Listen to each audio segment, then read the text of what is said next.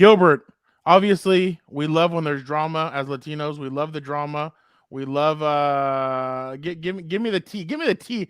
What the hell is going on with Ryan Garcia and Oscar De La Hoya? By the way, it seems like Oscar De La Hoya is always trying to fight with people, and when people finally say, "All right, let's get into the ring and do something about it," Oscar's like, "No, I'm good. I think I'm gonna back off here."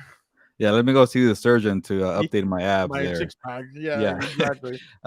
Yeah, I don't know. It's like the latest feud that Oscar De La Hoya has with one of his fighters, and you know, I never know what to believe in the fight game because the big part is promoting and shout out to WWE. Everybody tries to steal the blueprint there because you gotta promote.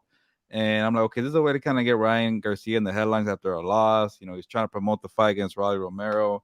Uh, but then we saw what happened with Canelo. So maybe De La Hoya has a history of agitating his fighters, but I don't know why he's trying to piss off his biggest moneymaker because after Ryan Garcia, you don't really have that much left. So, uh, and then we talked about it on Compas and Compas on the Beat, by the way. Also, when De La Hoya didn't show up to the post fight presser after Ryan Garcia lost to Tank Davis, and he was kind of lonely out there. Not even Bernard Hopkins was there, and I guess I was surprised that Ryan Garcia was actually pretty annoyed about it. And apparently, he's been talking about it with reporters and the lawyer lost, and he lost it. He pretty much just said, "Stop crying," which I feel like a lot of us like to say to the kids nowadays, the Gen Zers, "Shut Mhm. up."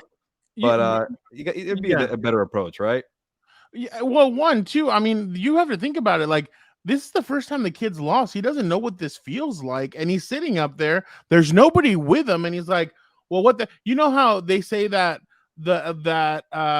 when somebody stabs you in the back, it hurts more when it's because it's a family member or it's somebody that's supposedly there with you, that's supposedly been there with you. It's gonna hurt more because it's somebody that you knew. Well, that's what happened to Ryan Garcia. He had never felt a loss, and it's like what they say: once you lose, you turn around, and you see who's really with you, and there was nobody there for Ryan. So I understand where he's coming from. And the thing is, like you said, Gen Z, what are they going to do? They're going to throw it out on social media, and they're going to express the way they feel on social media. Whereas like you and I are more, we'll keep it in, we'll keep it bottled in, we won't say what we really feel. Why?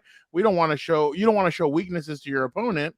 Because I mean everybody's your opponent, but you know what I mean? Like, you don't want to, like, and the thing is, the kid had just barely taken his first loss, and he's like, dude, what the hell? Like, nobody's around me, nobody's here. Not even his own manager was there. Like, it's just a bad look all around. I really, what, yeah. By the way, remember the lawyer threw in the manager or the advisor saying, "Hey, you should take the rehydration clause," which I thought was dumb. All of a sudden, the lawyer was the one against it, Yeah, right? oh well, but now that it happened, now it's all, yeah. So I didn't approve of that. But, yeah. but by the way, Fernando, the reason why my antenna went up because he's trying to promote that fight against Rolly Romero, Ryan Garcia, which I think would be a good fight for their kind of level there.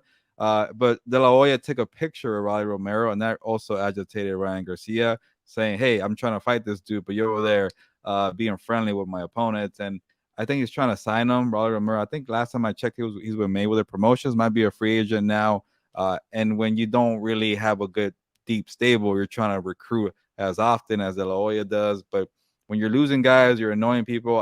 I'm sure Canelo somewhere is saying, "Hey, I told you, Ryan I was Garcia, I right. warned Yeah. you." But that's why I don't know if it's a storyline or not.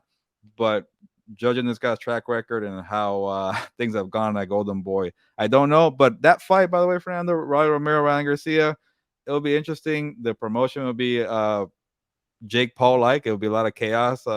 They like to talk, but they don't back it up when it comes to the ring.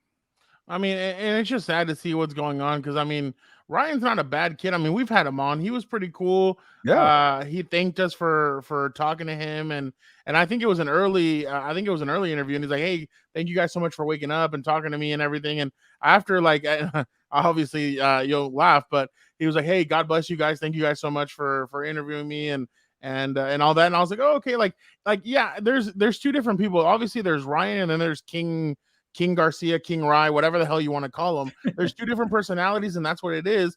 Like you've been hearing, and we heard today from Marcellus Wiley at Chargers camp. There's Skip Bayless and there's Shannon Sharp, and there's Skip Bayless and Shannon Sharp of Undisputed. There's two different personalities, and Ryan Garcia felt like he got let down, and obviously he had to express himself, but I mean, hopefully he finds who that's the thing. The boxing sports in general is just such a dirty sport, and I mean, people are there with you until you take that loss. Everybody's there until something bad happens. So hopefully Ryan can find somebody who's going to be with him there until the end. But I do feel bad for the dude, and we all know that Oscar De La Hoya has been dirty for a while. I mean, the dude it's the same thing. It happened with Canelo.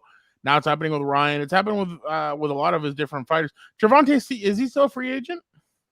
Well, he's I guess technically he is, but he does a lot of business with Al Heyman, and that's usually means you stay with PBC, Premier Boxing Champions, and yeah, I don't know what happens to Ryan Garcia's former opponent now that with all the legal trouble there. Yeah, no, that'll be interesting. But folks, don't forget to check out everything else on Combat Compas. We have some Roman Reigns updates, a bloodline. We have Dana White is trying to get boxing and MMA to fight, but this time in the MMA in the octagon. And then we got Gilbert's top 10 pound for pound. You aren't going to want to miss any of that stuff. So make sure you guys go check that all of it out on Combat Compas.